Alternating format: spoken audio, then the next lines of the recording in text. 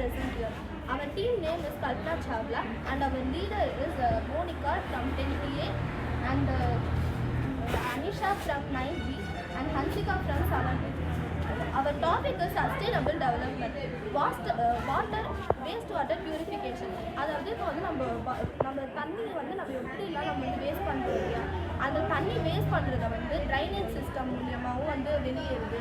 அது மட்டும் இல்லாமல் நம்ம குடிக்கிற தண்ணியாக இருக்கட்டும் எல்லாமே வந்து நிலத்துல தான் போகுது. அது வந்து அந்த பிளாஸ்டிக்லாம் வந்து அடிச்சுக்கிறதுனால நான் அதெல்லாம் மண்ணால் இழுக்கவும் முடியறதில்லை.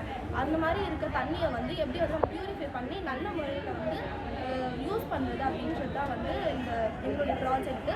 அண்ட் வந்து நம்ம இந்த வாட்டர் வந்து பியூரிஃபை பண்ணும்போது என்னென்ன மாதிரி பெனிஃபிட்ஸ்லாம் கிடைக்குது அப்படின்றதுலாம் இது. அண்ட் ப்ராப்ளம் ஸ்டேட்மெண்ட்டில் வந்து நம்ம வேஸ்ட் ட்ரீட்மெண்ட்லாம் பண்ணும்போது லேண்ட்லாம் ஃபில் ஆகுது இல்லையா, இந்த ப்ராப்ளம்ஸில் வந்து லேண்ட் ஃபில் ஆகிறதுனால நிறைய டிசீஸ்லாம் வருது. அது மட்டும் இல்லாமல் மக்களுக்கு வந்து கொஞ்சம் தண்ணி நல்ல தண்ணியோடு அந்த ட்ரைனேஜ் தண்ணியும் சேரும்பொழுது அந்த மக்களுக்கு வந்து நம்ம குடிநீரும் கிடைக்க மாட்டேது. அது மட்டும் இல்லாமல் ட்ரைனேஜ் சிஸ்டம் மூலியமாக கொஞ்சம் நல்ல தண்ணிகளும் வந்து கெட்ட நீராக மாறுறதுனால நமக்கு யூஸ் பண்ணவும் முடியறதில்ல. அது மட்டும் இல்லாமல் ட்ரிங்கிங் வந்து கொஞ்சம் கம்மியாக இருக்குது.